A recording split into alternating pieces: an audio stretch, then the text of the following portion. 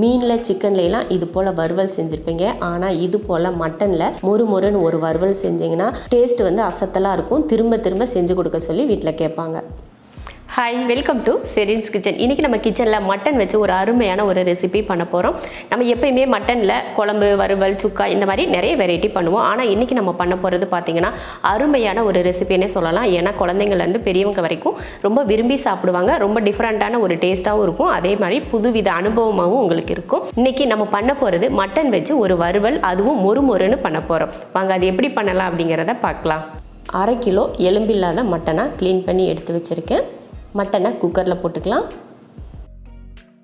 1/4 spoon மஞ்சள் தூள், 1/4 spoon இஞ்சி பூண்டு பேஸ்ட், தேவையான அளவுக்கு உப்பு. இப்போ இதை கொஞ்சம் தண்ணி ஊற்றி கலந்து விட்டுறலாம். அளவுக்கு அதிகமாக தண்ணி ஊற்ற வேண்டாம். இந்த மாதிரி கறி முங்குற அளவுக்கு ஊற்றிக்கிட்டோம்னா போதும்.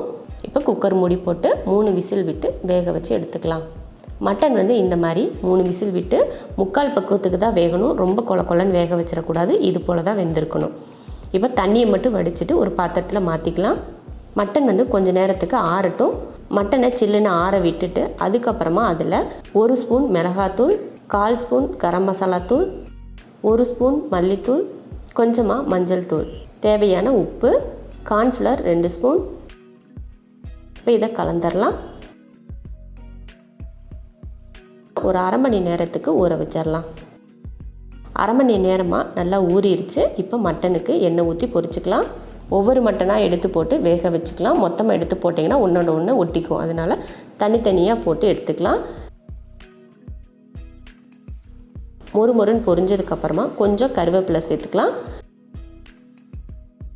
கருவேப்பிலை சேர்த்துட்டு இப்போ எடுத்துடலாம். நல்லா மொறுன்னு மட்டன் வறுவல் ரெடி ஆயிடுச்சு. நம்ம எப்போயுமே பார்த்திங்கன்னா அந்த சுக்கா மாதிரி வறுவல், மசாலா போட்டு வறுவல், இந்த மாதிரி கொஞ்சம் ஒரு கிரேவி பக்குவமாக இருக்கிற மாதிரி தான் நம்ம வறுவல் செஞ்சு சாப்பிடுவோம். இதே போல் சில்லி போல் ஒரு ஸ்டைலில் நீங்கள் வறுவல் மட்டனில் செஞ்சிங்கன்னா எல்லோரும் விரும்பி சாப்பிடுவாங்க. உங்களுக்கும் ரொம்ப பிடிக்கும்.